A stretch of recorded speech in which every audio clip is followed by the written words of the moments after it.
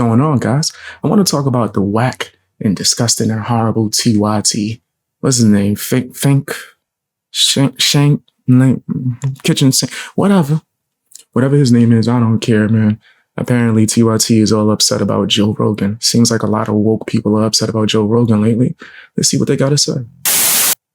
Let me tell you, before I say anything, I just want to say, whoever's helping her, whoever's coaching her, whoever's the puppet master running the strings, you did an amazing job. She did a great job. They did an amazing job from the moment Biden drops out, forcing Biden to drop out. Right, whatever they're doing, whoever's writing those speeches, getting her to deliver them, coaching her, she's nailing it. During a recent episode of the Joe Rogan Experience, he offered some props to Kamala Harris and the way she's been campaigning, and even couldn't stop gushing about it. I don't think that was really props per se. So I'm not sure that was like really props. That was more like on some sarcasm, like the way that they're setting things up for her. How could he be giving props to her if all the credit he's giving is to other people doing stuff for her? Right? I think that went over TYT's head, but let's hear it, I'm going to do a declaration about Joe Rogan a little bit later, and that ought to be interesting. But I also want you to know, this is his analysis. It doesn't necessarily mean he's going to vote for her. But let's give you more first. All right, so let's watch more of what Rogan had to say and why he thinks that she actually won the debate against Donald Trump. See, the difference in that debate was not a difference in like who's going to have better policies, who's going to be better for the country. The difference in the debate, in my opinion, was who was better prepared. She was way better prepared. And even when it came to answering tough questions, instead of answering, she would just say things that she believes. And they sounded real good. Yeah, that's the soundbite. That's called being a savvy politician. It's also called being someone who's working with a team versus someone who's like, I don't need. Said Trump, that deal was the best deal. They've never seen a deal like this before. They said, how did you put that? I think he bugging. Now I do understand that he's not really giving her credit, but the team credit, right? But giving her credit for not answering questions and snaking her way around is nuts. That's crazy. Deal together. People said that was just brilliant. I know. It's like he's not working with a team that's like, I mean, I know he's doing like mock debates. I know he did one with, I think he did one with Tulsi Gabbard, but someone needs to like tell him like, you've got these tiny little windows and you should have all the words ready for those windows. He started out no repeating things. I actually disagree with Joe Rogan. I think that his campaign managers, I think it's Chris LaCivita, and then there was one other woman, they had been giving Donald Trump excellent advice. And up until the Republican National Convention, he was following that advice and he was really doing well based on the polling. I don't think I would even want a president that just take orders and don't make any decisions for themselves, if I'm going to be honest. Right. I don't think that's like a shade or a slight towards Trump and a praise toward Kamala, what they're doing right now. That sounds nuts. Like, it was good for her to be able to snake out an answer and direct questions. Yeah. That sounds crazy. I'm assuming that they're being more sarcastic or facetious, right? When it comes to Joe Rogan, as far as TYT, he kind of started to fall apart once Joe Biden was replaced with Kamala Harris. And then there was all this excitement about Kamala Harris, and he didn't know how to react or respond to it appropriately. And so he just started attacking her for being a woman, we just gonna reward liars. Attacking her race, attacking her for allegedly being dumb. And so all of that stuff, I think, ended up working against Donald Trump. And then he decided to double down with insane rumors about Haitians eating cats. Like all of that stuff has only gone to hurt him. And I would venture to say that his campaign managers did not want him to go in that direction. Oh, of course not. No, the patient zero is Trump. So first I want to clarify here. He never said he's going to vote for Kamala Harris. He never said he supports her.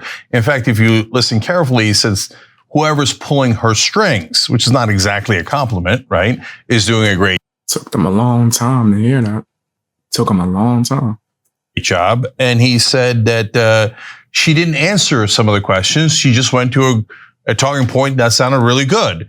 So his analysis is that she played the political strategy correctly. Yeah. And then Trump was a knucklehead. And so his critique of Trump is, what are you getting baited for? What, and basically like saying, what's wrong with you? And that is, to me, that's super obvious. You're right, Anna. Some portions of his audience will be. Hold on. Everybody keep asking me to look at Diddy videos. Check my second channel. Right. And even if you want to see reactions, and I didn't do a reaction per se, I gave my own opinion without me reacting to the video. So if you want to hear me give an opinion to the whole Diddy stuff going on, go and check that out, fam. Or maybe later we'll react to it, or something. But check out my second channel first, and then ask those kind of things. But check my second channel. I already spoke about Diddy, I think a few days ago. Be very upset. But I see you guys asking. What do you mean it was 3 against 1, and he was the most brilliant debater of all time, and he won that, and he won in 2020, and he did cats and dogs. I saw someone eating it the other day. I saw it online. What about the ABC whistleblower? Yeah. Okay. By the way, most Americans actually do agree with Joe Rogan. Morning Consult published a poll today, in fact. And one of the poll questions had to do with the presidential debate. And here's what they found. Roughly 6 out of 10 likely voters who watched the ABC News debate, 61% said the vice president was the winner. Around 1 in 5 Republicans reached the same conclusion. About 33% of likely voters surveyed said that Trump, the GOP nominee, won the showdown. So in other words, the majority of Americans. Also, guys, if y'all have suggestions and you really feel strong about it, send me the video. Like, actually send it to me. The best way is through Discord. Join Discord. I have like a section where you could post videos suggesting that I should react to it. But that's the best way. If you didn't see me react to something in particular, send it to me. Via Discord is the best way. Agree that Harris won the debate.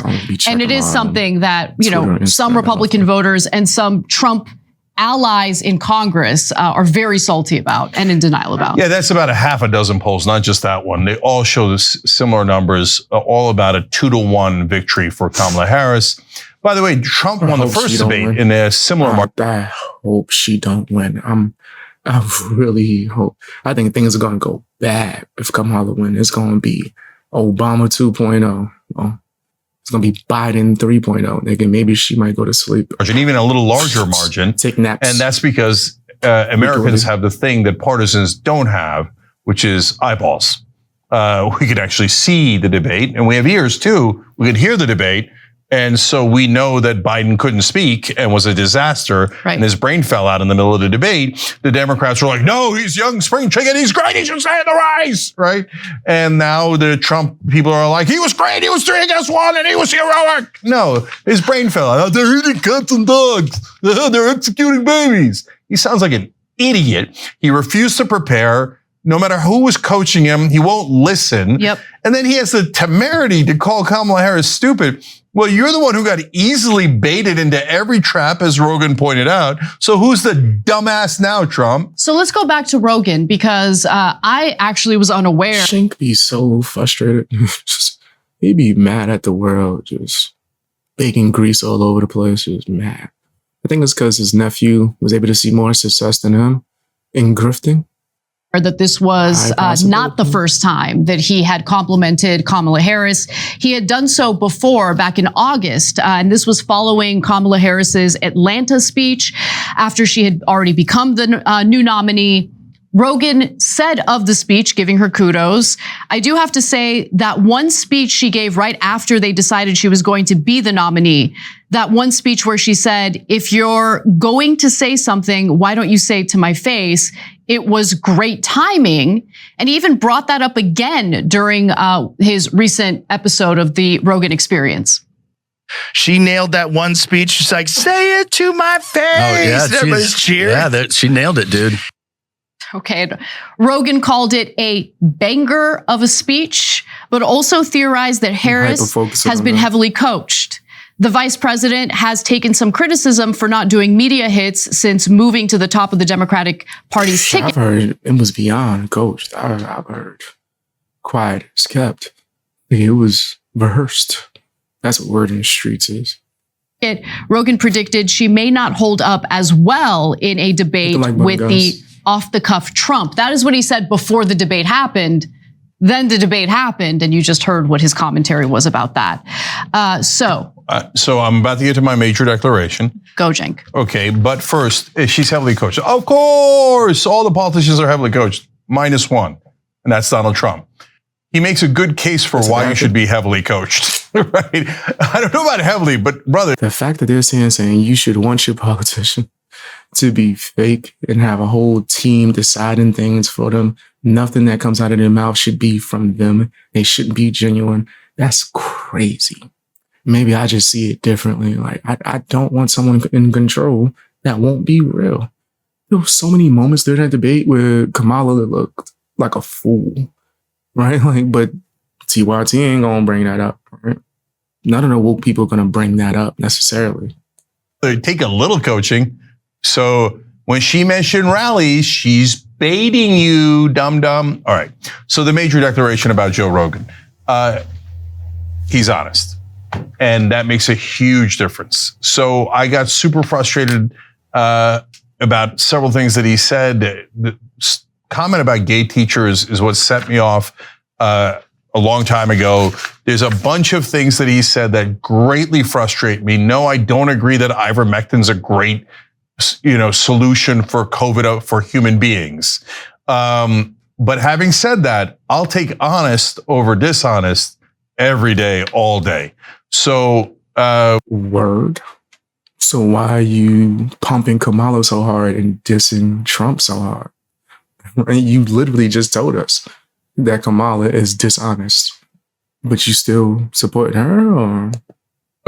Respect on that one. So he knows to some degree that his portions of his audience that are right-wingers will get livid about this. Any criticism of Donald Trump, they're the most easily triggered people on planet Earth. They'll demand a safe space and they'll cry and cry and whine and whine. And he knows he's going to get... Describing himself is nuts. That is crazy. He really sitting here describing himself and all the other wokies. He describing Hassan. Hit with a significant blast of that. And time again, whether we agree or disagree with him, he says his actual opinion. And that is super rare in American media. So I'll take it. So from now on, we got a disagreement. We'll fight over it. We'll battle. No problem. But I'll take him over the corporate stooges any day. And at least we're having an honest conversation. It feels like he's saying that for Joe, but not saying that for Trump. That's kind of weird. That's pretty weird. But I think that TYT is a bunch of clowns. I don't respect anything they do, and I would never take them seriously. I feel like that for all these woke people, right? Especially Cenk, whatever his name is, nigga.